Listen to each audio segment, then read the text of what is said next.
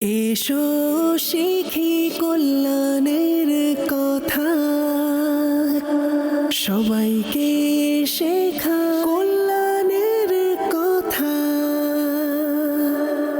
আলহামদুলিল্লাহি রাব্বিল আলামিন ওয়া সালাতু ওয়া সালামু আলা সাইয়্যিদিল আমবিয়া ওয়াল মুরসালিন আম্মা বা'দ ফাআউযু বিল্লাহি মিনাশ শাইতানির রাজিম বিসমিল্লাহির রহমানির রহিম আসসালাতু ওয়াসসালামু আলাইকা ইয়া রাসূলুল্লাহ ওয়া আলা আলিকা ওয়া আসহাবিকা ইয়া হাবিবাল্লাহ আসসালাতু ওয়াসসালামু আলাইকা ইয়া নবিয়াল্লাহ ওয়া আলা আলিকা ওয়া আসহাবিকা ইয়া নূরাল্লাহ। নবী পাক সাল্লাল্লাহু তাআলা আলাইহি ওয়া আলিহি ওয়াসাল্লাম ইরশাদ করেছেন, নিশ্চয়ই তোমাদের নাম পরিচয় সহকারে আমার নিকট উপস্থাপন করা হয়। ফাআহসিনুস সালাতা আলাইয়া, সুতরাং আমার প্রতি উত্তমরূপে দুরূদ পাক পাঠ করো। সাল্লু আলাল হাবিব সাল্লাল্লাহু তাআলা আলা মুহাম্মদ সাল্লাল্লাহু আলাইহি ওয়াসাল্লাম সালাতু ওয়া সালামুন আলাইকা ইয়া সাইয়্যিদি ইয়া রাসূলুল্লাহ। আকায়ে নামদার মদিনার তাজদার সাল্লাল্লাহু তাআলা আলাইহি ওয়াসাল্লাম ইরশাদ করেছেন, ইদ তানিম খমসান ক্বাবলা খমসিন, পাঁচটি বিষয়কে পাঁচটি বিষয়ের পূর্বে তোমরা মূল্যায়ন করো। তন্মধ্যে একটি ইরশাদ করেছেন, সুস্থতাকে অসুস্থতার পূর্বে মূল্যায়ন করো। নিজের স্বাস্থ্যের প্রতি লক্ষ্য রাখাটা খুবই গুরুত্বপূর্ণ একটি বিষয়, কিন্তু আমাদের মধ্যে একটি বড় সংখ্যা রয়েছে যারা নিজেদের স্বাস্থ্যের যত্ন নেওয়ার ব্যাপারে যথেষ্ট সচেতন নন। অতঃপর যখন স্বাস্থ্য ডেস্ট্রয় হয়ে যায়, অতঃপর কোনো না কোনো প্রাণঘাতী রোগে আক্রান্ত হয়ে যায়, তখন মানুষের অবস্থা এমন হয়ে যায় যার ব্যাখ্যা সম্ভবত কোনো শব্দ দ্বারা করা সম্ভব নয়। কিছু ক্ষেত্রে মানুষ নিজেই এর কারণ হয়ে থাকে, আর কিছু ক্ষেত্রে বলা যায় যে স্বভাবতই হয়ে যায়, যা ভিন্ন ভিন্ন অবস্থার প্রেক্ষিতে ভিন্ন ভিন্ন রকম হয়ে থাকে। এ প্রসঙ্গে মন্তব্য এবং আলোচনা করা যেতে পারে, তথাপিও আমি আপনাদেরকে একটি কথা বলছি। হসপিটালের জীবন না, সেটা সহজ জীবন নয়। আমি হসপিটালের ইমার্জেন্সি ওয়ার্ডও দেখে এসেছি, আর তাছাড়া নর্মাল যেগুলো রয়েছে ওয়ার্ডের মধ্যে সেগুলো পর্যবেক্ষণ করেছি। আরও অন্যান্য এভাবে বলা যায় হসপিটালের ব্যাপারে কিছু বিষয় আমি অবজার্ভ করেছি, নোট করেছি। হসপিটালের জীবন তা অনেক দুঃসহ জীবন। যে অসুস্থ রয়েছে সে তো অসুস্থ আছেই, কিন্তু যারা তার সাথে রয়েছে তাদের অবস্থাও দুরবস্থা হয়ে যায়।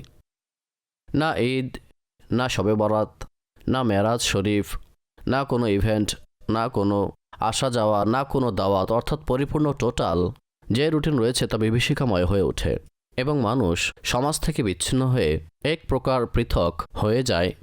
আর আল্লাহ আমাদের সকলকে সুস্থতা দান করুক, এমন পরিস্থিতি থেকে আল্লাহর নিকট আশ্রয় চাওয়া উচিত। কিন্তু অনেক সময় এভাবে বলা যায় যে মানুষ নিজের কারণে এ পর্যায়ে পৌঁছে যায়। অনেক সময় আমাদের নিজেদের দুর্বলতা থাকে, আর আমাদের নিজেদের নেগলিজেন্স এবং অলসতার কারণে আমরা এই পরিস্থিতিতে উপনীত হই। মানুষের প্রতিটি দিন কষ্টে কাটে, তার খরচ শুরু হয়ে যায়।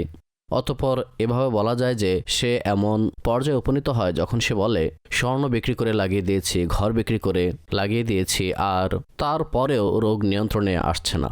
সে যতই চিকিৎসা করায়, এক তো হলো সম্পদশালী ব্যক্তিও যদি হয়, সম্পদশালী যার জন্য চিকিৎসা সুবিধাসমূহ সর্বোত্তম পর্যায়ে সহজলভ্য, সেও একসময় ক্ষান্ত হয়ে যায়। আমরা আল্লাহ পাকের নিকট সুস্থতার দোয়া করি। কিবলা নিগরানি সূরা হযরত মাওলানা হাজী মোহাম্মদ ইমরান আত্তারি দামাত বারাকাতুল আলী আমাদের সাথে অনুষ্ঠানে মারহাবা উপস্থিত রয়েছেন। হাজী সাহেব, আমি কিছুদিন পূর্বে সাহরি করছিলাম, তখন আমার কাছে কেউ তার সন্তানের ছবি পাঠালো। তার বাচ্চা ক্যান্সার আক্রান্ত ছিল এবং রোগী যে ছিল সে বিছানায় শায়িত ছিল এবং তার শরীরে ড্রিপ লাগানো ছিল। এবং যিনি বলছিলেন তিনি আমাকে বললেন যে যেদিন থেকে রমজান মাস শুরু হয়ে গিয়েছে আমরা এই হসপিটালেই রয়েছি। আপনি বিশ্বাস করুন, আমার অন্তরের অবস্থা পরিবর্তন হয়ে গিয়েছিল। তাদের সাথে একটি সম্পর্ক রয়েছে, তাদের জন্য আমি দোয়াও করেছি।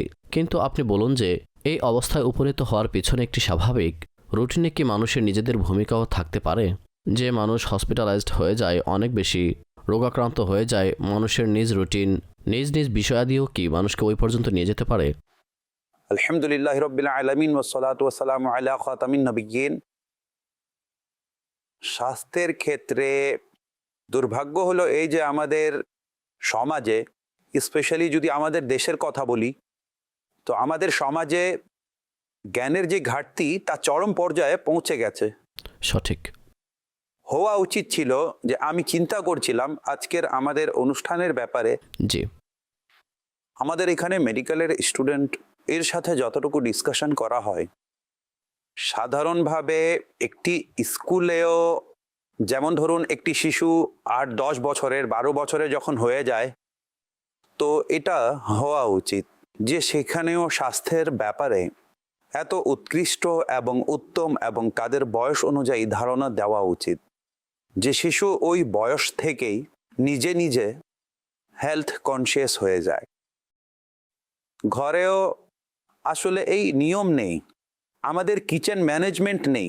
এখন ইসলামী বোনেরা হয়তো মনোযোগী হবেন, কিচেন সম্পূর্ণ একটি সায়েন্স, কিচেনের একটি সম্পূর্ণ ম্যানেজমেন্ট আছে। কেননা আমাদের স্বাস্থ্যের অধিকাংশ যে বিষয়াদি তা আমাদের কিচেনের সাথে জড়িত। কিচেন থেকে রান্না হয়ে যা বের হচ্ছে তা আমাদের পেটে যাচ্ছে। এমনই।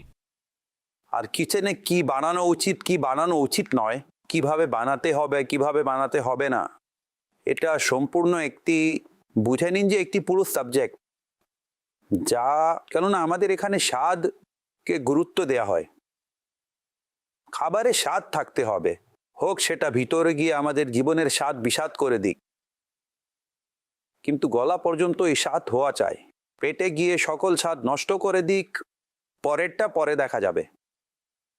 তো যে কিচেন এর একটি আলাদা সাবজেক্ট রয়েছে, অর্থাৎ মা তার সন্তানকে খাবার রান্না করা শেখান, কিন্তু স্বাস্থ্য সুরক্ষার যে নির্দেশনা রয়েছে সেই ব্যাপারে কয়টি ঘরে এডুকেশন রয়েছে? বরং যিনি দিচ্ছেন মা তার মেয়েকে শেখাচ্ছেন, তার এই ব্যাপারে কতটুকু এডুকেশন রয়েছে? এই বিষয়ে আমাদের কতটুকু জ্ঞান আছে যে এটা যে খাবার রান্না হয়েছে তা তেলযুক্ত হোক বা তেলহীন হোক, ভাত আছে, তরকারি আছে, গরু ছাগলের মাংস আছে, সবজি আছে, সিদ্ধ হয়েছে সিদ্ধ হয়নি, তেল কতটুকু দেয়া হয়েছে, মশলা কতটুকু দেয়া হয়েছে, এটা কতটুকু দেয়া হয়েছে, আর আমার নিজের যে হেলথ রয়েছে, যে আমার নিজের বিষয়াদি রয়েছে, তাতে কোন জিনিস উপযুক্ত কোন জিনিস উপযুক্ত নয়। অনেকে এমন আছে যারা গলা ধরে বসে থাকে, তারা জানে যে এই খাবার আমাদের জন্য ক্ষতিকারক, কিন্তু না, আপনি বুঝালেও তারা বুঝবে না ভাই। তারা ওষুধ খেয়ে নিবে গলার, কিন্তু সেটাও খাবে যা খেলে গলা নষ্ট হয়। অনেকের স্কিন অ্যালার্জি হয়ে যায়, যদি দেখা হয় তাহলে সামান্য লক্ষ্য করলেই জানা যায় যে অমুক জিনিস খেলে আমার স্কিন অ্যালার্জি হয়ে যায়। আপনি বলুন যে ভাই খাবেন না, তাহলে এটাও মানবে না। সুগারের রোগী চিনি না খেয়ে থাকতে পারে না। ওই মাঝে একবার এসেছিল সুগার চেক করার পদ্ধতি, অনেক সময় তো দেখা যেত পড়তে পারতো এবং মোবাইল স্পর্শ করতো এবং তারপর সুগার বলে দিত। ভিন্ন ভিন্ন মিটার এসেছে, তো এখন তার সামনে সুইট রাখা আছে, মিষ্টি রাখা আছে, রাবড়ি ক্ষীর রাখা আছে, কাস্টার্ড ইত্যাদি যাই বলেন আপনি, আইসক্রিম রাখা আছে। এখন হজরত মোবাইল বের করবেন, হ্যাঁ ভাই এখন কিছুটা আছে, একটু নিচে আছে, চলো খেয়ে নাও। তো এভাবে যখন আমরা আমাদের স্বাস্থ্যের ব্যাপারে দুর্বল হব, তো না হওয়ার রোগগুলো সালমান ভাই সেগুলো হয়ে যাবে। কি হবে? ফুসফুস নষ্ট হবে, কিডনি নষ্ট হবে এবং আপনার লিভার নষ্ট হবে। এখন আমাদের সমাজে মেজরিটি, যদি আমি বলি আমাদের মধ্যেও হয়তো আপনি পরীক্ষা করান আমি পরীক্ষা করাই, তাহলে প্রায় আমাদের মধ্যে সকলকেই ফ্যাটি লিভারে আক্রান্ত পাবো। প্রায় সবাই, আমার ডাক্তারের সাথে কথা হয়েছিল, আমাদের মধ্যে প্রায় মানুষ ফ্যাটি লিভারে আক্রান্ত থাকে। এখন লিভারে যদি ফ্যাট জমা শুরু হয়ে যায় তো ডেফিনেটলি লিভারের ফাংশন বিঘ্নিত হবে।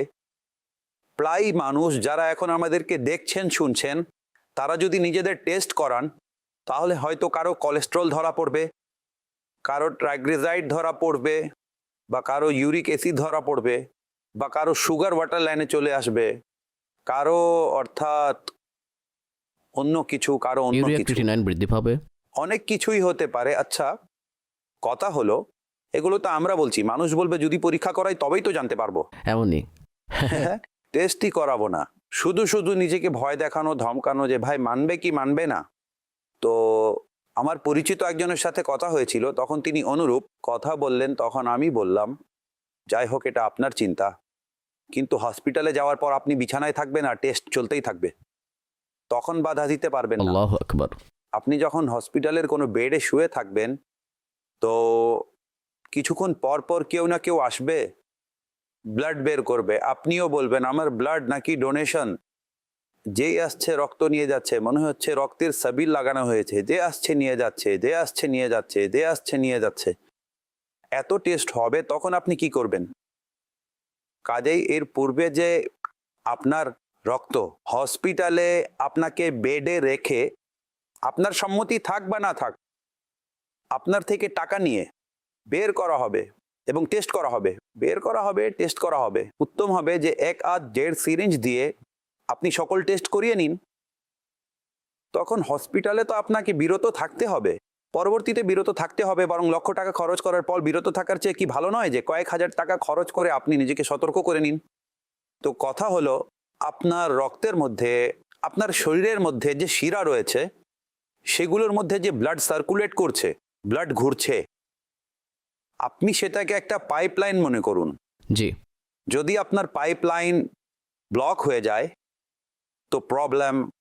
আচ্ছা, আপনার পাইপলাইনের মধ্যে যে রক্ত চলাচল করছে, দৌড়াচ্ছে, যদি রক্ত গাঢ় হয়ে যায় তাহলে চলাচলে প্রবলেম।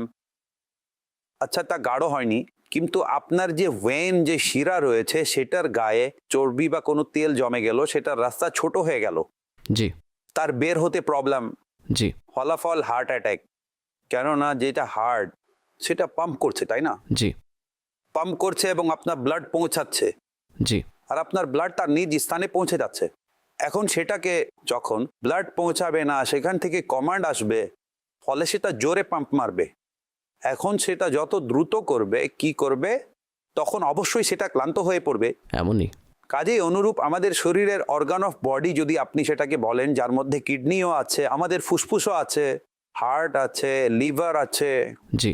অগ্নাশয় আছে, অগ্নাশয় বা কি বলে, অগ্নাশয় বলে। আর প্যানক্রিয়াসও আমাদের, বলে। হ্যাঁ, আমাদের ভিতরে আরো অর্গান অফ বডি আছে। এই জি। সবগুলোর একটি ফাংশন আছে। এমনই। পাকস্থলীকে হাদিস শরীফে শরীরে কূপ বলা হয়েছে। সুবহানাল্লাহ। যে পাকস্থলী সুন্দর হচ্ছে উদাহরণ। শরীরের কূপ, জি। এটা হচ্ছে হাদিস শরীফ। জি। এখন আমরা হাউজের কল্পনা করি, সেখান থেকেই সাপ্লাই হয়। জি। এখন যেহেতু খাবার আমাদের পাকস্থলীতে যাচ্ছে, তো পাকস্থলীতে যাচ্ছে, সেহেতু পাকস্থলীর নিজস্ব একটি ফাংশন আছে।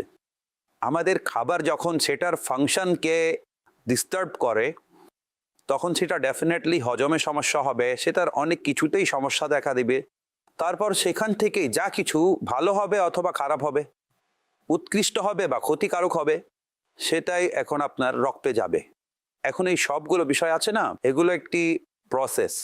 আর আমি কোনো ডাক্তার নয়, কিন্তু স্পষ্ট যে ডাক্তারদের সাথে বসে বা এ ধরনের আলোচনার অংশ হয়ে কিছু বিষয় জেনেছি এবং বুঝেছি, যা মেডিকেলি ভাবে বুঝে আসে। আচ্ছা, নলেজ আমারও আছে, আপনারও আছে। আপনি বলবেন এটা কি নতুন কথা?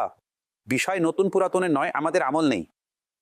মূল বিষয় হচ্ছে, শুধুমাত্র জ্ঞান যদি উপকার করত তাহলে অন্য একটি কথা ছিল। জ্ঞান উপকারে আসে যখন সেটার উপর আমল করা হয়। জ্ঞান তো অনেক বিষয়ের আছে, মৃত্যু আসবে কার জানা নেই, মৃত্যুর প্রস্তুতি কতজন নেয়।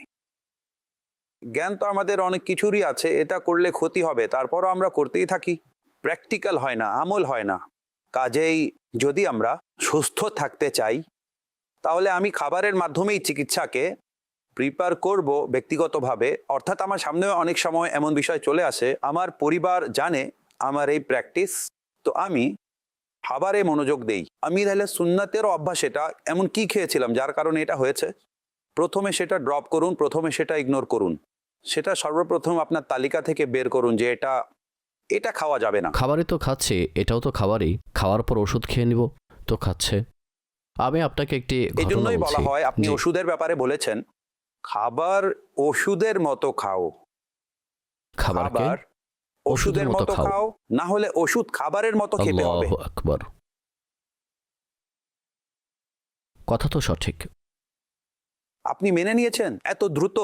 জি, হাজী সাহেব, সঠিক কথা তো মানতেই হবে হ্যাঁ, মানা এবং উচিত। মেনে নেওয়াতেই কল্যাণ। কিন্তু হাজী সাহেব, প্রচলিত একটি কথা রয়েছে যে ডায়াবেটিসের রোগীদের মুখে শোনা যায় কঠোর খাদ্য সংযম।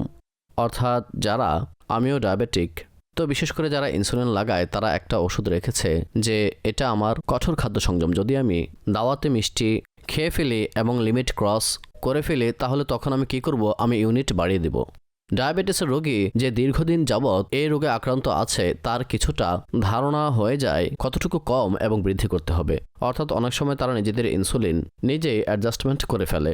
এভাবে করা হয়, দীর্ঘদিন পরে গিয়ে এটা হয়ে যায়। তো এই ব্যাপারে সে আপনি কি এখন বলবেন? সতর্ক হয়ে গেছে। জি, কি হলো, জীবনের জন্য সতর্ক হয়ে গেছে। এখন সারা জীবন নিজেই নিজের কেয়ার করতে থাকুন জি, এবং নিজের সাথে মিটার রাখুন, যন্ত্র রাখুন, চেক করতে থাকুন, চলতে থাকুন, চেক করতে থাকুন, চলতে থাকুন। আর এটা কম নিয়ে নাও, এটা বেশি নিয়ে নাও। হ্যাঁ, তো চিকিৎসাধীনই আছে না, প্রিভেনশন বেটার দেন কিওর। যদি আপনি সতর্ক থাকেন তাহলে এটা চিকিৎসা থেকে উত্তম হবে। এক ব্যক্তিকে কেউ মিষ্টি অফার করলো, হুম, যে খুবই লোভনীয় মিষ্টান্ন অফার করলো, আরো নিন। মানুষ তো 1, 2, 3 চামচ নিয়ে নেয়, না আরো একটু নিন। বললো না না থাক। বললো আপনি কি সুগারের রোগী? বললো হতে চাচ্ছি না। কি উত্তর দিল? করতে ওই চাচ্ছি ব্যক্তি না। জিজ্ঞাসা করলো আপনার কি ডায়াবেটিস? বললো না, কিন্তু ডায়াবেটিস তৈরি করতে চাই না। যদি আপনার এই মানসিকতা চলে আসে, আপনার কি কোলেস্ট্রল? না, আমি কোলেস্ট্রল লালন করতে চাই না। আপনার ট্রাইগ্লিসারাইড? না না আলহামদুলিল্লাহ, ট্রাইগ্লিসারাইড আনতে চাচ্ছি না। যদি আপনি জেনে থাকেন যে ট্রাইগ্লিসারাইড কি থেকে হয়, কোলেস্ট্রল কি থেকে হয়, ইউরিক অ্যাসিড কিসের কারণে বাড়ে, সুগার কিভাবে বাড়ে, বিপি কিভাবে হয়ে যায়, এখানে আমি যতগুলো নাম উল্লেখ করছি, ফ্যাটি লিভার কিভাবে হয়ে যায়, পাকস্থলিতে প্রভাব কিভাবে পড়ে, লিভার প্রবলেম কিভাবে হয়, আপনার আরো অন্যান্য যে অর্গান অফ বডি রয়েছে সেগুলোর প্রবলেম কিভাবে হয়, গলা কিভাবে এফেক্টেড হয়, অনেকগুলো বিষয়, আপনার মাসলস প্রবলেম কখন হয়ে থাকে, আপনার অমুক অঙ্গ কখন প্রবলেম করে।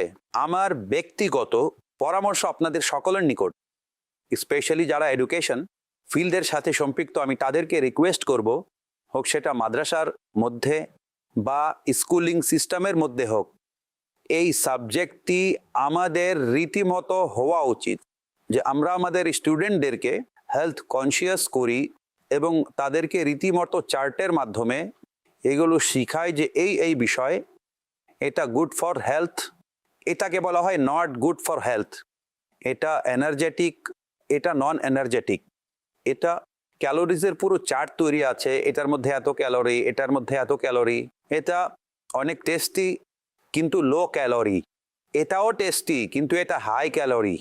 তারপর আপনি যতটুকু ক্যালোরি গ্রহণ করছেন ততটুকু ক্যালোরি কিভাবে খরচ করবেন, আর আপনি এই ক্যালোরিজ ইউটিলাইজড কিভাবে করবেন। যদি আপনার এই ক্যালোরি স্টোরেজ হতে থাকে তাহলে সেটা আপনার ভিতর ফ্যাট এস্টাবলিশ করবে। এটা সম্পূর্ণ আচ্ছা মানুষ এই ব্যাপারে তখন অবগত হয় যখন, কথায় আছে না যে এখন আক্ষেপ করে লাভ কি, যখন ক্ষতি হয়ে গেছে। হায় হায়, তো এখন মনে করুন, বলে না একবার ঘরের খরচ বেড়ে গেলে বা ওজন বেড়ে গেলে তা পুনরায় কমানো সহজ নয়, আল্লাহ আল্লাহ, তখন কন্ট্রোল করতে অর্থাৎ প্রাণ বের কোনো হয়ে যায়। সন্দেহ নেই এমনই। তো আমার অনুরোধ হচ্ছে এটাই, ফ্যামিলিরও এই ব্যাপারে অর্থাৎ প্যারেন্টসকে এই ব্যাপারে তথ্য নেওয়া উচিত। বিশ্বাস করুন, আমি যা বলছি না, এখন বর্তমানে বিশ্বে এটার উপর এত কাজ হচ্ছে। আমাদের যে সাবজেক্ট রয়েছে এটা বর্তমানে বিশ্বের সর্বাধিক গুরুত্বপূর্ণ সাবজেক্টের মধ্যে একটি সাবজেক্ট, জি হ্যাঁ, হেলথের। এবং যদি প্যারেন্টস এ ব্যাপারে সিরিয়াস হয়ে যান এবং কিচেনের মধ্যে একটি হেলথ চার্ট লাগিয়ে নেন, হেলথ কার্ড লাগিয়ে নেন, তারপর ঘরে সে অনুযায়ী খাবার রান্না করা হয়, আর এ ধরনের আরো অনেকগুলো বিষয় রয়েছে। মায়ের জন্য তো সহজ হবে না। মা কি রান্না করবেন, কি করবেন, সন্তানদের টাকা দিবেন, বাজার থেকে পাপড় কিনে খাবে, যা ইচ্ছা খাবে, যা ইচ্ছা করবে, খেতে হ্যাঁ থাকবে। ঠিক আছে, মাও খান, বাবাও খান, আর সন্তানরা বাইরেও যায়, আর বাবা মা নিষেধও করেন না, আর এগুলো খেয়ে দিয়ে আসে। সন্তান একা যায় খাওয়ার জন্য, তারপর বাবা মার সাথে যায় ডাক্তারের কাছে যাওয়ার জন্য। যে সময়টুকু বাবা মা বাঁচিয়ে রাখেন তা ডাক্তার সাহেব নিয়ে যান। ডাক্তার সাহেব 3 ঘন্টা 4 ঘন্টা বসিয়ে রাখবেন। এখন ডাক্তার সাহেব বকা দিবেন, আপনি তাকে চিপস খাইয়েছেন, আপনি নিশ্চয়ই এটা খাইয়েছেন। বাবা মা বলবে হ্যাঁ ঠিক আছে, ডাক্তারও দোয়া করেছেন বরকতের। আল্লাহ রহম করুন। হাজী সাহেব, এখন আপনি চিপসের ব্যাপারে যে বিষয়টি আপনি নিয়েছেন, নিয়েছেন, আমি নেইনি। ঠিক আছে, চিপসের বিষয়টি আমি নিয়েছি, এটাই ধরে নেই। এই যে ময়লা তেলে চিপস তৈরি হচ্ছে, ভেজাল মশলা ব্যবহার করা হচ্ছে, আর সস নামে যে ধ্বংসযজ্ঞ চালানো হচ্ছে, আল্লাহর আশ্রয় প্রার্থনা করছি। অর্থাৎ আলুর পেস্ট, সেটার মধ্যে জানি না কি কি দিয়ে হেপাটাইটিস অর্থাৎ অস্বাস্থ্যকর করে সেটা খাওয়ানো হচ্ছে, বিশ্ব জুড়েই খাচ্ছে। আমাদের এখানেও আছে, বাইরেও আছে। হাজী সাহেব, আপনি অবাক হয়ে যাবেন, টমেটোর সসে টমেটোই নেই। অর্থাৎ আপনি একটু চিন্তা করুন যে যা অন্য কিছু আছে তা তো আছে, সেটা অন্য বিষয়, কিন্তু টমেটোর সসে যেভাবে বানাচ্ছে, এখন সস্তা জিনিস পাচ্ছে, মানুষও খুশি হচ্ছে, এমনই। আর তারা মনে করে যে ভালোই হয়েছে, এর মধ্যে লাভ হয়েছে। আসলে আমাদের এখানে প্রেজেন্টেশন বিক্রি হয়, প্রেজেন্টেশন বোঝেন, প্রদর্শনী বিক্রি হয়, প্যাকিং বিক্রি হয়, ভিতরের ম্যাটেরিয়াল দেখার কোনো মদিনা প্রয়োজন মদিনা। মনে করে না। বাহ্যিক সুন্দর হতে হবে, অভ্যন্তর দিয়ে কি হবে এটাকে এভাবে বুঝে নিন। কিন্তু সত্য কথা হলো বাহ্যিকও সুন্দর হতে হবে, অভ্যন্তরও সুন্দর হতে হবে, তখনই ভালো কিছু হবে। তো দুনিয়াতেও আছে, দুনিয়াতেও এই ধরনের উদাসীনতার অনেক বিষয় আছে, অনেক আছে। আজকাল পৃথিবীতে এমন দেশ আছে যেখানে এত রোগ ব্যাধি আছে, তাদের সমস্যা এটাই, কারণ এটাই। তাই তো আমি বলি যে মেডিকেলি যে বিভাগ রয়েছে, হেলথ কনসিয়াসের বা হেলথ সম্পর্কে পরামর্শ প্রদান করার, এটা এত বেড়ে গিয়েছে যে মানুষ বাস্তবেই উদ্বিগ্ন এবং তাদের উদ্বেগের সমাধান দেওয়া হচ্ছে। আর আমরাও মূলত অভ্যস্ত হয়ে গিয়েছে। আমাদের উদ্বেগের সমাধান তখন পাওয়া শুরু হয়েছে যখন আমরা তাতে অভ্যস্ত হয়ে গিয়েছি। এই জন্যই আমি বলছি, আজকের তারিখ নোট করে নিন, আমাদের বয়স নোট করে নিন। আমি বলবো যে আমাদেরকে বাঁচতে হবে, আমাকে বাঁচতে হবে, আপনাকে বাঁচতে হবে, যারাই আমাকে দেখছেন শুনছেন সবাইকে বাঁচতে হবে। কিন্তু এখন করণীয় হলো আমরা যা গ্রহণ করেছি করে নিয়েছি, বর্তমানে আমাদের কিছু বিষয় মাইনাস করতে হবে, কিছু বিষয় প্লাস করতে হবে। কিন্তু আমাদের কামিং জেনারেশন যারা আছে, জি, তাদের প্লিজ, তাদের প্রতি দয়া করুন। আপনি ঘি, তেল, মরিচ এবং অন্যান্য যে খাদ্য সামগ্রী আছে সেগুলো প্লিজ ম্যানেজ করুন। আর আমি আমার ইসলামী বন্ধুদেরকে রিকোয়েস্ট করব যে দেখুন, এটা কোনো রকেট সায়েন্স নয়। আপনি যে কোনো উত্তম বৈধ পন্থা অবলম্বন করে শরীয়ী দিক নির্দেশনা অনুযায়ী আপনি নিয়মমাফিক এমন রেসিপিস তৈরি করতে পারেন, করাতে পারেন যা গুড ফর হেলথ হবে, সুস্বাদুও হবে। আমি ইসলামী বন্ধুদের নিকট একটি রিকোয়েস্ট করব, সবজি ঘরে খাওয়াই হয় না। আজকাল অনেক সস্তায় পাওয়া যাচ্ছে। জি, ঘরে খাওয়া হয় না। যাদের ঘরে খাওয়া হয় তাদের কাছ থেকে জেনে নিন, তাদের ঘরে সবজি সুস্বাদু হয়। সবাই সবজি রান্না করতে পারে না। সবজি খেলে মানুষ বলবে আজ থেকে শুধু সবজিই খাবো। বাহ, ডাল খেলে মানুষ বলবে আমি শুধু এটাই খাবো। অর্থাৎ এগুলো এত সুস্বাদু, যখন সুস্বাদু হবে না, আচ্ছা এখন বলবেন স্বাদের জন্য কৃত্রিম মরিচ মশলা দিতে হয়। যে বলেছে ভুল বলেছে, এগুলো গুজব, এগুলো পরিহার করুন। স্বাদের জন্য একটু করে আপনাকে আপনার হাতের মধ্যে কিছু এক প্রকার টেকনিক নিয়ে আসতে হবে, কিছু জ্ঞান নিতে হবে, আর সবজি কিভাবে রান্না করতে হয় তা দেখতে হবে। আলহামদুলিল্লাহ, এগুলো অনেক সুস্বাদু খাবার, আর মানুষ খেতেও থাকে। ঢেঁড়স খেয়ে দেখুন কত সুস্বাদু খাবার। বাহ বাহ। ডাল, কত জাতের ডাল আছে, মানুষ খেয়ে কত স্বাদ উপভোগ করছে। তরকারি পাক হলে কত সুস্বাদু হয়। অনুরূপ ঝিঙ্গে আছে, ঝিঙ্গে সবজিটি কত সুস্বাদু সবজি, সুবহানাল্লাহ, বাহ, তরকারি বাহ, বানানো বাহ। হয় আরো অনেক, একটির চেয়ে অন্যটি সবজি। আলহামদুলিল্লাহ, আল্লাহ পাক নিয়ামত আমার কাছে দিয়েছেন। আপনাকে ভেজিটেরিয়ান মনে হচ্ছে। আমি অর্থাৎ আই লাইক দিস, আমার পছন্দ এবং সবজি আলহামদুলিল্লাহ আমার পছন্দ। আছে আরো অনেক কিছুই আছে, যাই রান্না হয় আলহামদুলিল্লাহ, যা রান্না হয় তাই খেয়ে থাকি। মারহাবা, মাশাআল্লাহ। কিন্তু ইসলামী বন্ধুদেরকে অনুরোধ করব যে সবজি কিভাবে রান্না করতে হয় এই ব্যাপারে কোনো পারদর্শী এমন ইসলামী বোন যার হাতে আল্লাহ টেস্ট দিয়েছেন, তার সাথে পরামর্শ করে নিন, রেসিপি নিয়ে নিন, তারপর রান্না করুন। তো বাচ্চাদেরও খেতে মন চাইবে, বাচ্চারাও খাবে, বাচ্চারা সবজি খেয়ে উপভোগ করবে। তাছাড়া অনেক সময় এমন হয় যে আমরা শুধু বলি সবজি খাও, গলা দিয়ে না নামলে বান্দা কি করবে, জি, এমনই। এমন হয়। তো এর পাশাপাশি ম্যাচিং কোনো খাবার সাথে রাখুন, এতে ইনশাল্লাহ আমরা এই ধরনের অনেক বিষয়াদি নিয়ন্ত্রণ করতে পারবো। আচ্ছা, ততক্ষণাৎ কোনো কিছুই হবে না। আজ আমরা অনুষ্ঠান করছি, যদি আপনি সিরিয়াসভাবে গ্রহণ করেন এবং আমাদের কথা শুনে আপনার মনে হয় যে এখানে কাজের কথাই হচ্ছে, সুস্থ থাকার প্রাথমিক একটি নিয়ত আপনি করে নিন যে ইবাদতের শক্তি অর্জনের জন্য আমি সুস্থ থাকব, এবং নিজেকে নিজের রোগ থেকে বাঁচান, ওই খাবার থেকে বাঁচুন যা আপনাকে অসুস্থ করে দেয়। ইনশাআল্লাহ তাআলা আল্লাহ পাকের রহমতে ইবাদতের মধ্যে, নামাজের মধ্যে, সেজদার মধ্যে, রুকুর মধ্যে, উঠা বসার মধ্যে, তাসবিহ পড়ার মধ্যে, রোজা রাখার মধ্যে, হজ করার মধ্যে, উমরা করার মধ্যে, তাওয়াফ করার মধ্যে আপনি অনেক প্রশান্তি পাবেন। আপনি মসজিদে বসতে পারবেন। তা না হলে অনেক সময় পেটের সমস্যা মানুষকে মসজিদে বসতে দেয় না।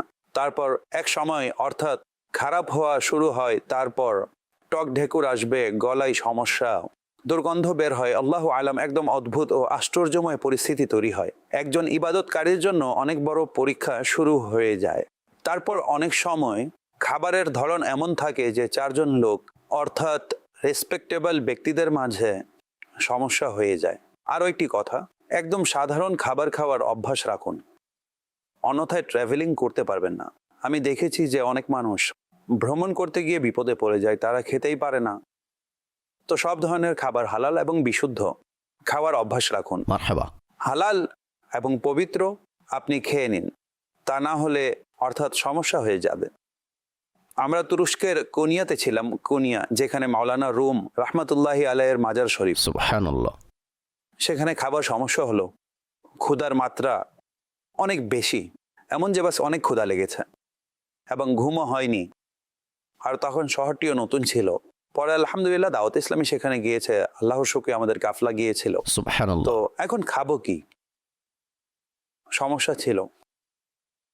তখন আমরা যে গাজর এবং দই খেয়েছি না, অর্থাৎ দইয়ের সাথে গাজর খাবার আমার জীবনের প্রথম এবং এই জি, জি, পর্যন্ত জি। সর্বশেষ অভিজ্ঞতা।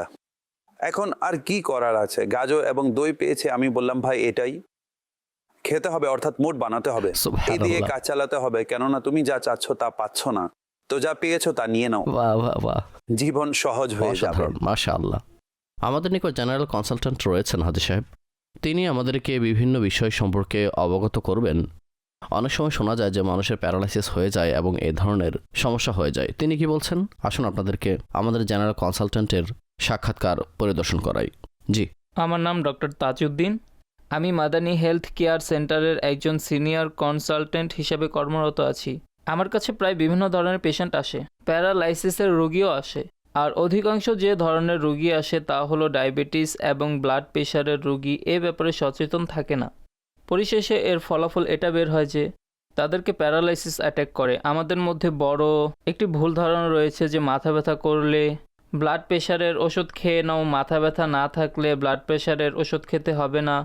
আবশ্যক নয় যে কারো মাথা ব্যথা করলেই ব্লাড প্রেশার থাকবে। এমন রোগীও আছে যাদের মাথা ব্যথা করে না, কিন্তু তাদের ব্লাড প্রেশার 180, 190, 200 পর্যন্ত উঠে যায়।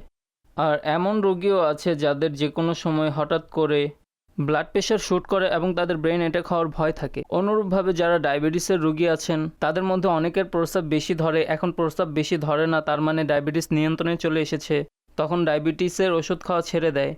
যাদের 150, 300, 400 মাত্রায় ডায়াবেটিস হয়ে যায় তাদের শেষ পরিণতি এটাই হয় যে হয়তো মস্তিষ্কে বা চোখে বা হার্টে বা কিডনিতে বা শিরার মধ্যে ডায়াবেটিস অ্যাটাক করে এবং পরবর্তীতে ফলস্বরূপ এটা রোগীর অঙ্গে প্যারালাইসিসের আকৃতিতে বা আঘাতের আকৃতিতে বা গ্যাংগ্রিনের আকৃতিতে প্রকাশিত হয়। আমার কাছে যখনই কোনো পেশেন্ট আসে তখন আমি চেষ্টা করি তাদেরকে এটা বোঝানোর চেষ্টা করি যে যদি কারো ব্লাড প্রেশার হয়ে যায় তাহলে তো হয়েই গেল, যদি কারো ডায়াবেটিস হয়ে যায় তাহলে তো হয়েই গেল, ওষুধ খেতে হবে। যদি ওষুধ না খান তাহলে ক্ষতি আপনার নিজেরই হবে। বিশেষ করে যারা দুশ্চিন্তার রোগী আছে তাদেরকে আমি বলি যে সবসময় অবশ্যই এক্সারসাইজ করুন। রোজা অবস্থায় এক্সারসাইজ করা নিষেধ নয়। আপনি যদি রোজা রেখে ইফতারের সময় ইফতার করার পর 15 মিনিট যে কোনো এক্সারসাইজ করে নেন তাহলে আপনি দেখবেন যে এর ফলে আপনার ডিপ্রেশনে অনেক পার্থক্য আসবে। পাশাপাশি আরও একটি বিষয় রয়েছে, সেটাকে বলা হয় মেডিটেশন। ব্রিথিং এক্সারসাইজের ব্যাপারে আমি রোগীকে উৎসাহিত করে থাকি। অজু করার মধ্যে একটি বিশেষ বিষয় রয়েছে যেটাকে আমরা বলি মাসাহ করা। মাসাহ করার মধ্যে এটা আছে। এভাবে যখন আমরা মাসাহ করি, মাসাহের ফলে আমাদের ব্লাড সার্কুলেশন বৃদ্ধি পায়। আমাদের ব্লাড সার্কুলেশন আমাদের ব্রেনের জন্য উপকারী, এটা অনেক উপকারী। দ্বিতীয়ত হলো যদি মাসাহ করা হয় তাহলে এটাও গবেষণায় বেরিয়ে এসেছে যে অনেক ভয়ঙ্কর একটি রোগ যাকে বলা হয় মেনিনজাইটিস, সে এটা থেকেও বেঁচে যায়। আপনি যদি মাসাজ করতে থাকেন তাহলে সার্কুলেশন এত বৃদ্ধি পাবে যে ডিপ্রেশন অনেক বেশি কমে যায়। দ্বিতীয়ত হলো যে আপনি নামাজ পড়েন, নামাজের মধ্যে সিজদাও রয়েছে।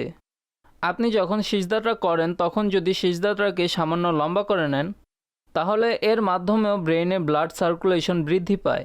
আর বলা হয় যে এর ফলে মানুষের স্মৃতিশক্তি অনেক দৃঢ় হয়। মাশাআল্লাহ। এক তো আমি অনুরোধ করব যে আমাদেরকে এখানে যে ওষুধ দেখানো হয়েছে না, জি। এখানে এত সুন্দর করে ওষুধ দেখানো হয়েছে যে মানুষ বলবে ভাই একটু বাহ, অসুস্থ হয়ে যায়, একটু অসুস্থ হলে 2-1টি মেডিসিন খেয়ে নেওয়া উচিত। অর্থাৎ ওষুধ এমনভাবে মানুষের সামনে প্রদর্শন করান যেন মানুষ ওষুধ দেখেই ভয় পেয়ে যায় যে ভাই এই ওষুধ আমি খেতে চাই জি, না। অবশ্যই। খুব সুন্দর করে একেবারে আকর্ষণীয় রং বেরঙের, যেমন মনে হয় চকলেট রাখা আছে, এবং আল্লাহ সুরক্ষিত রাখুন। আল্লাহ পাক সুরক্ষিত রাখুন। ডাক্তার সাহেব, আপনার অনেক অনেক শুক্রিয়া। আপনি অনেক উপকারী এবং কার্যকরী বিষয় উল্লেখ করেছেন। আল্লাহ করুন আমরা এই বিষয়গুলো জানতে বুঝতে সফল হয়ে যাই। আমিন। অনুরোধ হলো প্রিয় ইসলামী ভাইরা, আমাদের সমাজে এটা হয়ে থাকে যে কিছু হলেই আমরা মেডিসিনের দিকে চলে যাই। মাথায় ব্যথা, ওষুধ খেয়ে নিলাম, অন্য কোথাও ব্যথা, ওষুধ খেয়ে নিলাম। এমন হওয়া উচিত ছিল যে ওষুধ না খেয়ে আমরা সেটার কারণ, উদাহরণস্বরূপ অনেকের মাথায় ব্যথা হয়ে থাকে, আর অনেকের মাথা ব্যথার কারণ হলো ঘুম না হওয়া, ঘুম পরিপূর্ণ হয়নি, ভালো ঘুম হয়নি, তখন সে মাথা ব্যথার ওষুধ খেয়ে নিবে। এটার সমাধান ওষুধ তো ছিল না, আধা এক ঘন্টা ঘুমিয়ে পড়ুন, ওঠার পর ইনশাল্লাহ আপনার মাথা ব্যথা ঠিক হয়ে যাবে। কারণ খুঁজতে হবে। আমির আলী সুন্নাত কিছুদিন পূর্বে মদিনী মুজাকিরায় বলেছিলেন, আমির আলী সুন্নাত বলেন, আমার যে এই পার্শ্ব আছে না, আমার এই পার্শ্বে ব্যথা ছিল, আর ব্যথাও অনেক ব্যথা। এখন ভেবে দেখলেন যে এই ব্যথার কারণ কি। তারপর আমির আলী সুন্নাত চিন্তা করার পর বুঝলেন যে তিনি অনুষ্ঠানে এভাবে করমর্দন করতেন। এইভাবে করমর্দন করার ফলে এদিকে সব ওজন চলে আসতো। তো করতে করতে আমার এইদিকে ব্যথা শুরু হয়ে গিয়েছে। যখন আমি আমার পজিশন সেট করলাম এবং স্বাভাবিক এভাবে করমর্দন করতে লাগলাম, তখন আমার ব্যথা ধীরে ধীরে চলে গেল। তো এইভাবে মেডিসিনসের দিকে সে সময় যাবেন না। চেষ্টা করুন নিজেকে মেডিসিন থেকে দূরে রাখার, কেননা মেডিসিনের অনেক সাইড ইফেক্ট রয়েছে। যদিও বা ওষুধ সাময়িক সময়ের জন্য আপনার রোগ নিয়ন্ত্রণ করে থাকে, কিন্তু ওষুধ খাওয়ার পর অন্য কোনো না কোনোভাবে সাইড ইফেক্টও করতে পারে। অনুষ্ঠানে কল যোগ করব। জি, সালমান রেজা আত্তারি, মদিনাতুল আউলিয়া মুলতান থেকে বলছি। স্বাস্থ্য সম্পর্কে আজকের অনুষ্ঠান হচ্ছে, আমাদের এখানে হোটেল রয়েছে এবং মাত্রাতিরিক্ত হোটেল রয়েছে। অনেকে তো নিজেদের কিচেন ছুটি দিয়ে দিয়েছে। হোটেলে খাওয়া এত প্রচলিত যে স্বাস্থ্যের জন্য তা ভালো কিনা তা দেখা হয় না। তো হোটেলে খাওয়ার ব্যাপারে আমাদের চিন্তাধারা কেমন রাখা উচিত এবং কতটুকু বিরত থাকা উচিত? ম্যাক্সিমাম বাঁচা উচিত। 100% তো বাঁচতে পারবেন না। হাজির সাহেব, হোটেলের খাবারের যে টেস্ট ঘরের খাবারে কোথায় পাবেন? দেখুন, প্রথমত হোটেল তাদের জন্য যাদের বাড়ি ঘর নেই। অনেক মানুষ আছেন যারা দিনমজুর, বাহির থেকে এসেছে, পরিবার নেই। তারা কোথায় খাবে? অবশ্যই হোটেলে গিয়ে খাবে। তাছাড়া কোথায় খাবে? অথবা তাদের মধ্যেও কিছু লোক এমন আছেন যারা তখন হোটেলকে প্রিফার করে না, নিজেরা রান্না করে না ফেলে। ঘর থেকে টিফিন দেওয়া হয় না, ঘর থেকে টিফিন দেওয়া হয়। ওই সকল নারীরা যারা ঘরোয়াভাবে কাজ করে থাকেন, অর্থাৎ হোম ইকোনমিক্স বলা Homemade। হয়, তো তারা কি করেন, ঘরে খাবার রান্না করেন, জি, তারপর তাদের খাবার বাহিরে বিক্রি হয়। তারা টিফিন বানিয়ে দিয়ে থাকে, তারা বুকিং নিয়ে থাকেন। এইভাবে এর দ্বারা তাদের মান্থলি ইনকাম হয়ে যায়। তো এই ধরনের যারা আছেন তারা ঘরের খাবার খান। আচ্ছা, সেটার মেনিউ আছে, রুটি থাকে, তরকারি থাকে, ভাত থাকে, ইত্যাদি ইত্যাদি। তো তারা, এই ধরনের লোকেরা ঘরের খাবারকে প্রিফার করেন। অর্থাৎ অফিসের মধ্যেও এভাবে হয়ে থাকে যে লোকেরা সেখানের ক্যান্টিনের খাবার না খেয়ে, আচ্ছা ক্যান্টিনের আলোচনা হলো, ক্যান্টিন থেকে অনেকে আবার খেয়ে নেয়, কিন্তু কিছু মানুষ নাস্তা করে ঘর থেকে বের হয় এবং লাঞ্চ সাথে করে নিয়ে আসে। রাইট? এর দুটি উপকার আছে। এক তো তারা হেলথ কনসিয়াস হয়ে যায়, দ্বিতীয়ত তাদের টাকা বেঁচে যায়। ক্যান্টিনের খাবার, হোটেলের খাবার ভাই অনেক দাম, তাই না? এমনই। এটা হোটেল থেকে তো আপনি মানুষদেরকে বাধা দিতে পারবেন না। তা না হলে তো যাদের পরিবার নেই বা যাদের এই ধরনের সমস্যা আছে তারা কি করবে?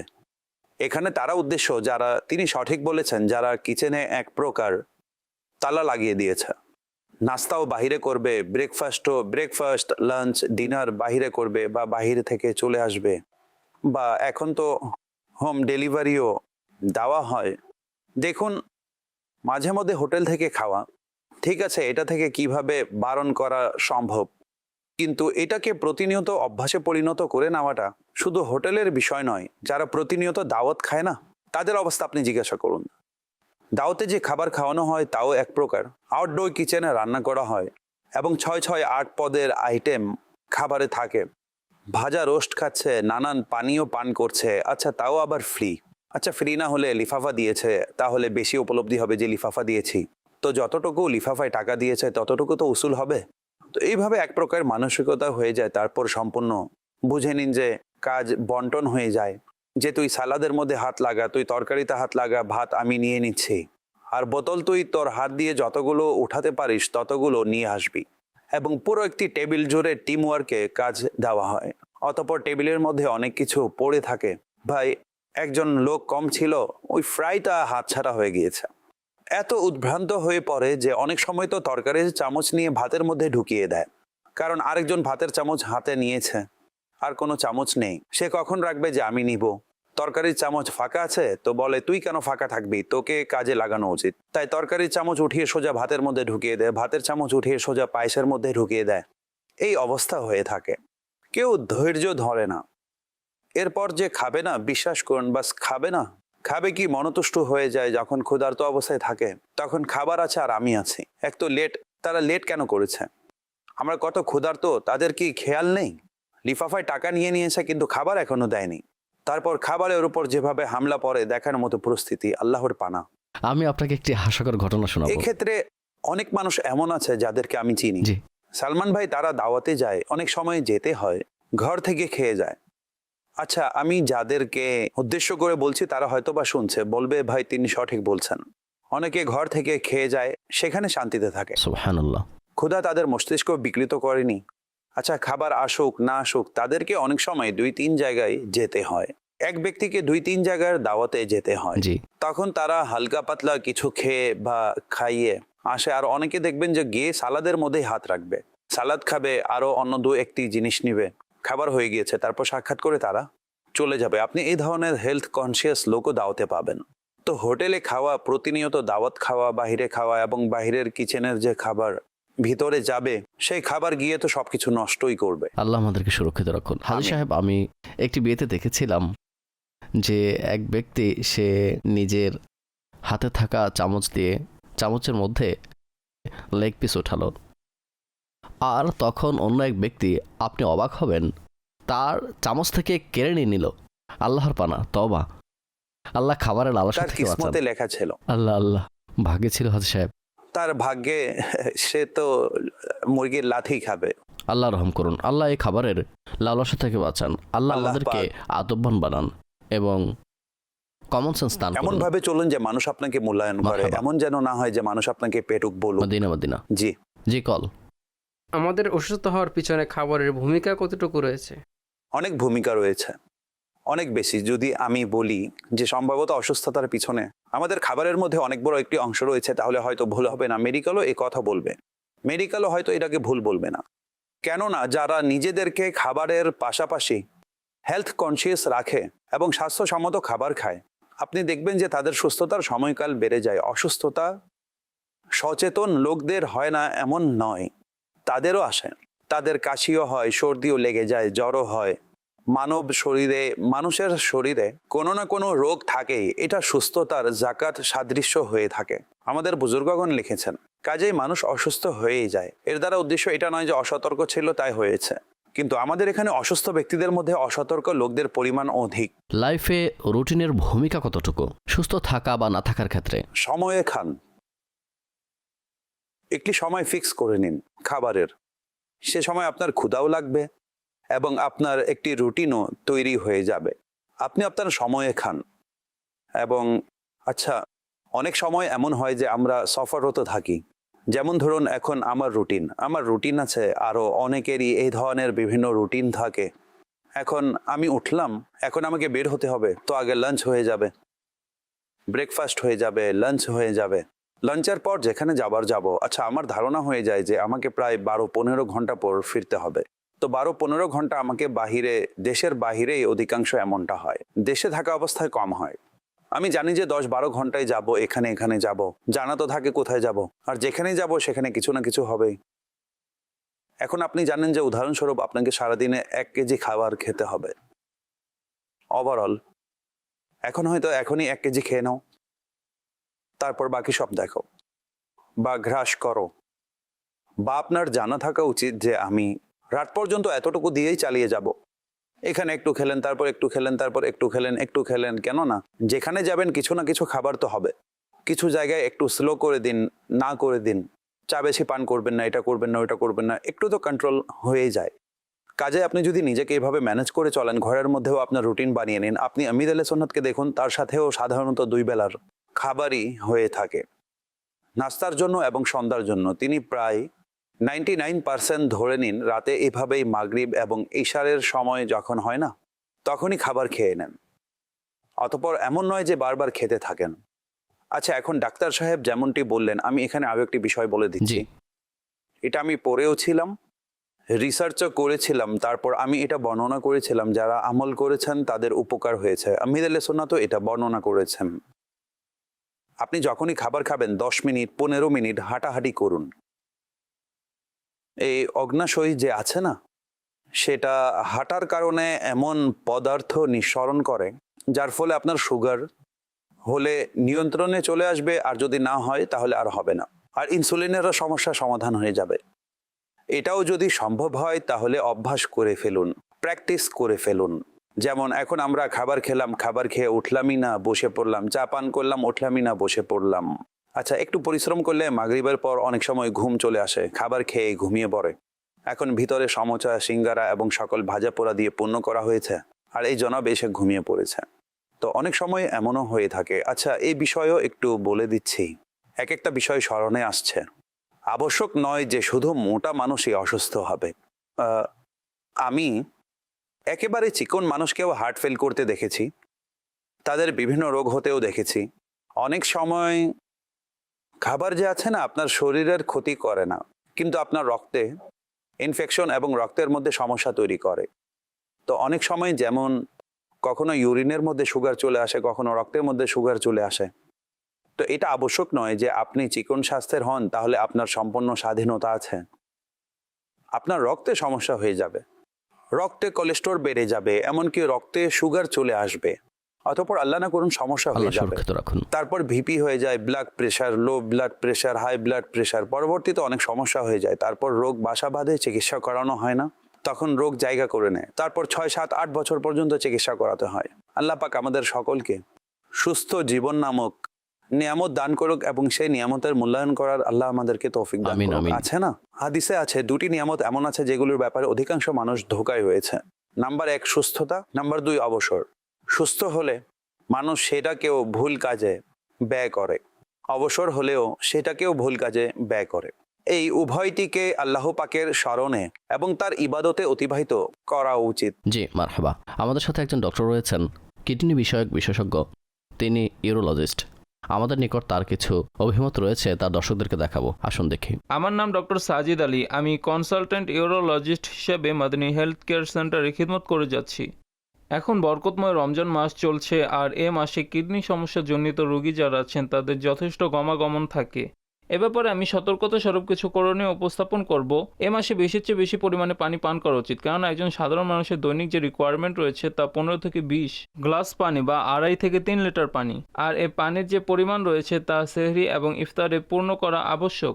দ্বিতীয় স্বাস্থ্য সম্পর্কিত করণীয় হলো যে মানুষ অনেক কিছু এড়িয়ে চলতে বলে, কিন্তু সবচেয়ে গুরুত্বপূর্ণ সতর্কতা হলো লবণ ব্যবহার যথাসম্ভব কম রাখা, এবং পাশাপাশি টক খাবার বিশেষ করে লেবু ব্যবহার যথাসম্ভব বেশি রাখা, কারণ লেবুর মধ্যে সাইট্রিক অ্যাসিড রয়েছে যা কিডনিতে পাথর প্রতিরোধে সাহায্য করে বা একেবারে প্রতিরোধ করে দেয়। এছাড়াও রমজানুল মুবারকে বিশেষ করে তৈলাক্তযুক্ত খাবার এবং মরিচ মশলা বিশিষ্ট খাবার থেকে বিরত থাকা অনেক বেশি কল্যাণকর, বিশেষ করে পেঁয়াজু, সমুচা, যা আমাদের ঘরে সচরাচর অধিক ব্যবহৃত হয়। ব্যবহার করুন, তবে অবশ্যই যথাসম্ভব কম ব্যবহার করুন, যেন অ্যাসিডিটির মতো যে সমস্যাগুলো রয়েছে তা না হয়। Medina Medina. হাজী সাহেব, পানি পান করার উত্তম পদ্ধতি কি? অনেক মানুষ কি করে, আমাকে গতকালে কেউ একজন বলেছে, সে বলেছে যে সাহেরির সময় যখন শেষ মুহূর্তে চলে আসে তখন আমাকে পুরো 1 বোতল পানি, 1 লিটার পানির বোতল সম্পূর্ণ পান করতে হয়। তো এটাকে ম্যানেজ করতে হবে। আপনি এভারেজ একটি হিসাব করুন। জি কোথাও 6টার সময় ইফতার জি এবং 6টার সময় সাহারির সময় শেষ, ঠিক এভারেজ একটি হিসাব করে ঠিক নিন। আছে, এটা উদাহরণ হিসাবে নিয়ে নিই। সঠিক। কত ঘন্টা হলো? 12 ঘন্টা হয়েছে। 12 ঘন্টা হয়েছে, আর আপনাকে 15 গ্লাস পানি পান করতে হবে। জি 1 ঘন্টার পর যদি 1 গ্লাস পানি পান করেন জি তো আপনার 12 গ্লাস হয়ে গেল। এমনই। ঠিক আছে, কেননা সাহারির পর তো আপনি আর পান করতে পারবেন না, জি কেননা সাহারির সময় শেষ হয়ে যাবে। জি কাজেই আপনি এখন প্রতিটি ঘন্টায় 1.5 গ্লাস পানি পান করুন, বাহ, এবং একটি রিমাইন্ডার লাগিয়ে দিন, পানির বোতল আপনার সাথে থাকা উচিত। তো এটা, বা রাতে যারা ঘুমাচ্ছে তারা বলবে, ভাই 12 ঘন্টা আমরা জাগ্রত থাকবো, 12 ঘন্টা কি ঘুমাবো না? আপনি আর আমি জাগ্রত থাকি, সবাই তো আর জাগ্রত থাকে না। জি আমাদের শিডিউল থাকে, সারা রাতে আমাদের ব্যস্ততা থাকে, অ্যাক্টিভিটিস থাকে, আমাদের এগুলো রাতে সম্পন্ন করতে হয়। জি কিন্তু যাদের সকালে অফিস থাকে তারা কি করবে? তারা ঘুমিয়ে যাবে। তখন তাদেরকে সে সময়ের মধ্যে অ্যাভারেজ হিসাব ম্যানেজ করতে হবে যেন তার পানির ঘাটতি পূরণ হয়ে যায়। তা না হলে বিভিন্ন সমস্যা শুরু হয়ে যায় কিডনি ও অন্যান্য অঙ্গের মধ্যে। আল্লাহ সুরক্ষিত দেখুন, রাখুন। আপনি যাই করবেন ডাক্তারের সাথে পরামর্শ করবেন। এই বিষয়েও যদি ডাক্তারের সাথে পরামর্শ করেন, আমরা এখানে জার্নাল ডিসকাশন করে থাকি, প্রত্যেকের নিজ নিজ একটি ব্যবস্থাপনা গঠন করা থাকে।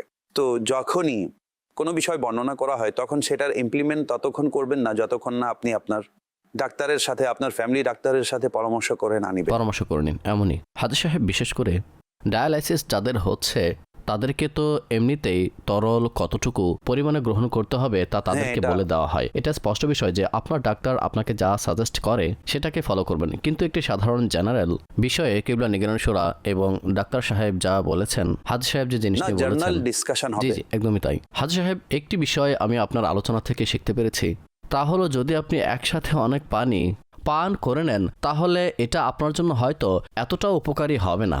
না, একসাথে এতগুলো পানি ঢেলে দিলে কি হবে? একদমই তাই। পানি 1-1.5 গ্লাস পানি পান করলে 1-1.5 ঘন্টা পরই সেটার রিকোয়ারমেন্ট শুরু হবে না? ঠিক আছে, একসাথে ঢেলে দিলে ইউরিনের আকৃতিতে বেরি হয়ে যাবে। জি এমনই। আল্লাহ সকলকে হেফাজত করুন।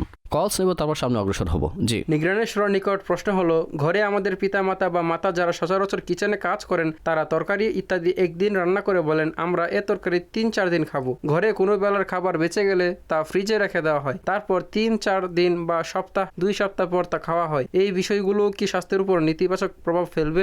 এ প্রসঙ্গে কুরবানি ঈদের প্রাক্কালে ডাক্তারের সাথে আমার কথা হয়েছে, তো তিনি বেশি দিন রাখতে নিষেধ করেছেন। কেননা প্রথমত ফ্রিজে রাখতে খাবারের যে গুণ বৈশিষ্ট্য রয়েছে তা নষ্ট হয়ে যায়, তারপর গোশত এত বেশি উপকারী থাকে না, খাবারও ভালো থাকে না, আর এমনও হয় যে অনেক সময় সাইড ইফেক্ট হওয়ারও সম্ভাবনা তৈরি হয়ে যায়। তো আল্লাহ পাক আপনাকে আমাকে কল্যাণ ও বরকত দান করুন। হওয়া উচিত ছিল যে বেঁচে গিয়েছে ঠিক আছে, নেক্সট টাইম যেমন সকালে খেয়েছিল দুপুরে কাজে লেগে যাবে, রাতের খাবারে কাজে লেগে যাবে, 2-1 বেলায় আমার মনে হয় এত বেশি সমস্যা হবে না। কিন্তু খাবার অনেকক্ষণ পর্যন্ত বা অনেক দিন পর্যন্ত ফ্রিজে রাখার ফলে হতে পারে এর মধ্যে ক্ষতিকর কোনো দিক বের হবে। আমার ধারণা অনুযায়ী কিছু না কিছু তো ক্ষতির দিক বের হবে। তারপর হলো সেটা এত বেশি ভালো থাকে না। কাউকে দিয়ে দিন, যদি আল্লাহ আপনাকে দিয়ে থাকেন তাহলে কেন 4-5 দিন পর্যন্ত সংরক্ষণ করে রাখেন? কারো পেটে চলে গেলে আল্লাহ আপনাকে আরো বাড়িয়ে দিবেন। বাহ, মারহাবা, এটা কল্যাণ কামনার উদ্দেশ্যে বলছি। সুবহানাল্লাহ। জি, কল দিয়ে দিন। বর্তমান পরিস্থিতি কঠিন হওয়ার কারণে দুইটি চাকরি করতে হয়, তো ছুটির দিনে কি পুরো সপ্তাহের ঘুমের ঘাটতি পূরণ করা সম্ভব? ঘুমের ঘাটতি পূরণ করুন, যদিও বা দুইটি চাকরি করতে হয়, কিন্তু ঘুম পূরণ করুন। তা না হলে 2টি চাকরির মধ্যে একটি চাকরি থাকবে, অন্যটি চলে যাবে। তিনি তো বললেনই ছুটির দিনে সারাদিন ঘুমিয়ে কাটিয়ে না, দিবেন। অর্থাৎ সেটি দেখুন, রিসার্চ বলে যে 7 ঘন্টার কম ঘুমাবে না এবং 8 ঘন্টার বেশি ঘুমাবে না। এখন এই বিষয়ে অনেকে একমত না, সেটা তার নিজ স্থানে, কিন্তু প্রতিটি বিষয়েরই কেউ অভিজ্ঞ আছেন। তো মেডিকেল রিলেটেড যারা আছেন তারা এই রিকমেন্ড করে যে আপনি 60 ঘন্টার কম ঘুমাবেন না এবং 8 ঘন্টার বেশি ঘুমাবেন না। একজন মানুষের শরীরের নিজস্ব একটি রিকোয়ারমেন্ট রয়েছে। মানুষের শরীরের সমস্ত ফাংশন, আমাদের সম্পূর্ণ শরীর রিসেট হয়।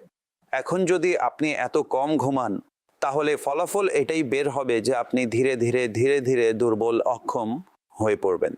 তারপর সমস্যা শুরু হয়ে যায়, আল্লাহ না করুন তারপর মস্তিষ্ক কাজ করবে না, অতিরিক্ত ঘুম ধরবে, আপনার এফিসিয়েন্সি দুর্বল হয়ে যাবে। আর এফিসিয়েন্সি দুর্বল হওয়া অবস্থায় কার্যসূচি যখন কম আসবে তখন চাকরিও হুমকির মুখে আল্লাহু পড়বে। আকবার। মানুষের চাকরির পাশাপাশি চেষ্টা থাকা উচিত যে ম্যাক্সিমাম আমি যা উপস্থাপন করলাম এতে 19-20-এর পার্থক্য হবে। অনেক সময় মানুষ ফিজিক্যাল ভাবে, এমন মানুষ আছে যারা কম বেশি দিয়েও চালিয়ে নেয়, কিন্তু কথা হলো একদিনের মধ্যে কতই ঘুমাবে, নামাজের সময় কি করবে? 7-8 ঘন্টা এবং 10 ঘন্টার মধ্যে তো এমনিতেই নামাজের সময় চলে আসবে। এইভাবে কি ঘুমিয়ে থাকবে যে 12-15 ঘন্টা ঘুমিয়ে থাকবে কভার করার জন্য? তাহলে সে নামাজের কি করবে? তার তো আল্লাহ না করুন নামাজ কাজা হয়ে যাবে। এটার তো অনুমতি দেওয়া হবে না। আপনার নামাজকেও তো দেখতে হবে। ফজর পরে ঘুমাবেন বা ঈশা পরে ঘুমাবেন, ঘুমিয়ে যান এবং ফজরে উঠে যান, ফজরের পর কিছুক্ষণ ঘুমিয়ে পড়ুন, ক্লান্তি কিছুটা দূর হয়ে যাবে। আর শুক্রবারে মানুষ ক্লান্তি দূর করার পাশাপাশি শুক্রবারে মানুষ নিজেদের ঘরের পেন্ডিং কাজ করে থাকে, পুরো সপ্তাহের পেন্ডিং যে কাজ থাকে তা করতে হয়, বাজার সদাই করতে হয়, মেনটেন্যান্সের কাজ থাকে, এরপর পারিবারিক অনেক বিষয়াদি থাকে যা তাদেরকে করতে হয়। এখন শুক্রবারেও যদি মোবাইল, ঘুম, বুঝে নিন যে অলস অলস ভাব নিয়ে মুখ গোমরা করে বসে আছে, ঘরের লোকেরা বলবে আমাদের কি দোষ ভাই, আজ ফ্রাইডে, ছুটির দিন, ভালো কিছু করুন, নেকির দাওয়াতও দিতে পারেন। আল্লাহ এবং তার রাসূলের দিনের কাজ করতে হয়, ইবাদত করতে হয়, অনুরূপ আরো অনেক বিষয় রয়েছে, সেগুলোর প্রতি লক্ষ্য রাখুন। ইনশাল্লাহ যদি ক্লান্তি অনুভব হয় তাহলে তাসবিহ ফাতিমা পড়ে নিন ভাই, কি চমৎকার, ইনশাল্লাহ এতে রিজিকে বরকত, স্বাস্থ্যে বরকত এবং প্রফুল্লতা চলে আসবে। কি চমৎকার। জি কল। আমার নাম সাবানুর আত্তারিয়া, আমি বাইত আকওয়াল থেকে বলছি। প্রিয় নিগরানে সুরা, পেট ভরে খাবার খাওয়া উচিত নয়, কেননা পেট ভরে খাবার খেলে স্বাস্থ্যের ক্ষতি হয় এবং শরীর এবং মস্তিষ্কে অলসতা জেগে বসে। জাযাকাল্লাহু খাইরা। আমিন ওয়া ইয়াকুম। সঠিক বলেছেন, একদমই তাই।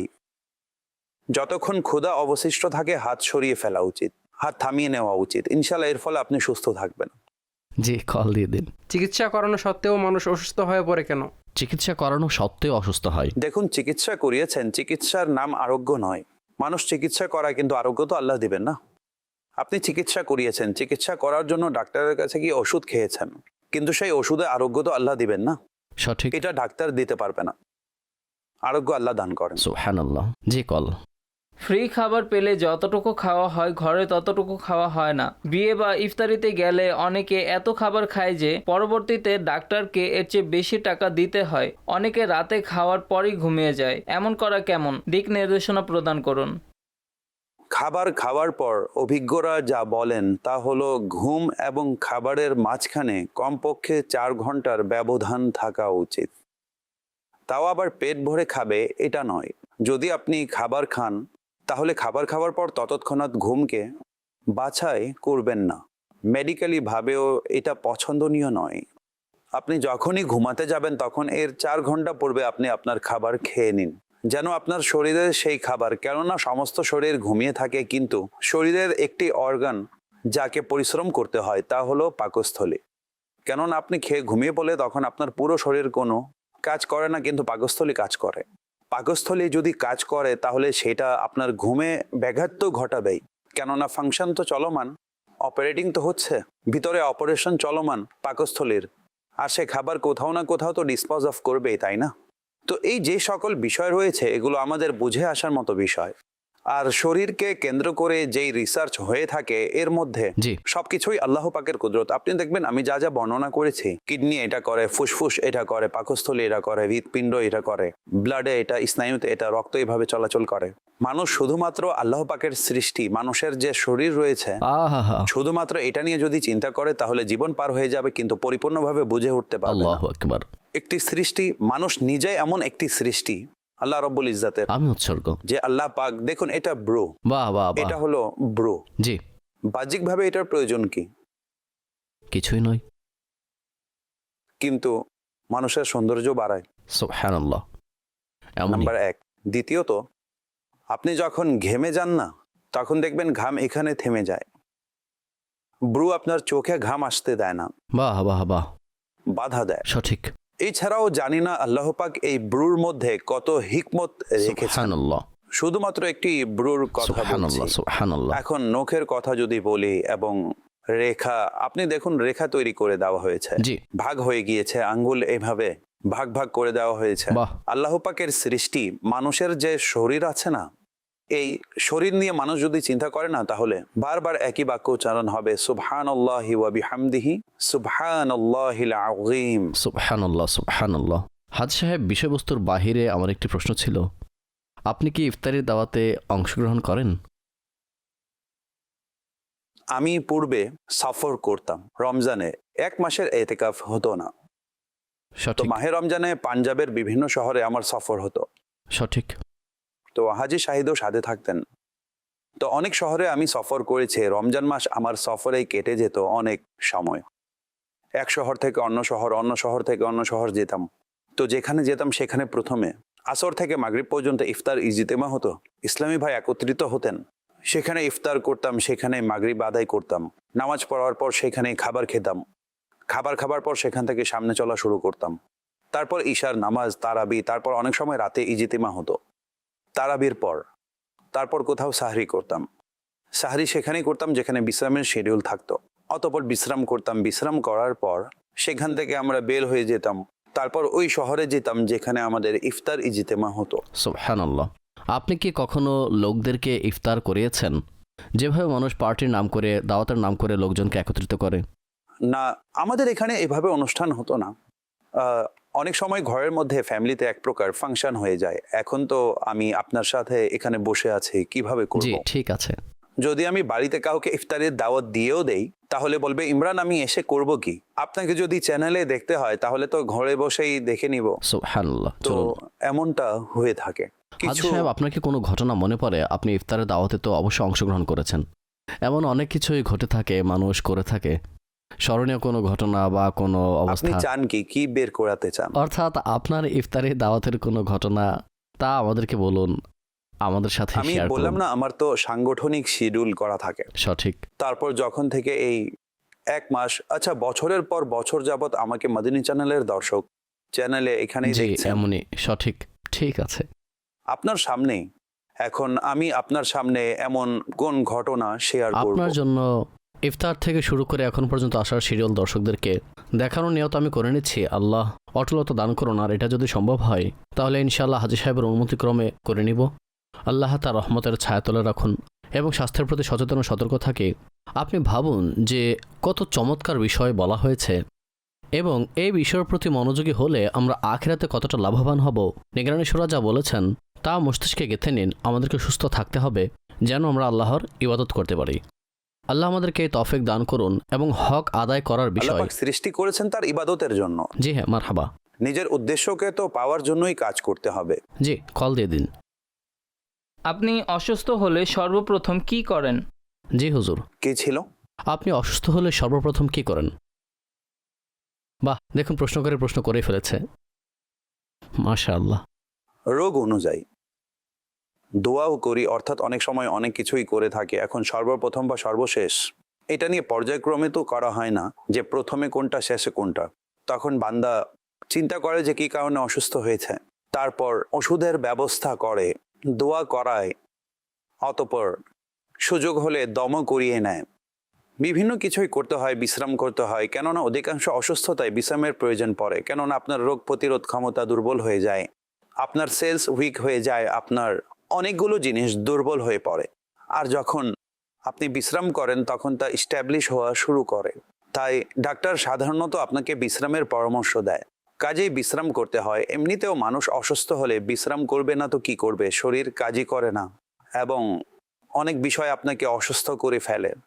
তো এগুলো হয়ে থাকে। আর এমনিতে তো প্রপারলি চিকিৎসা এবং সতর্কতা এই উভয়টিকে নিয়ে সাথে চলতে হবে।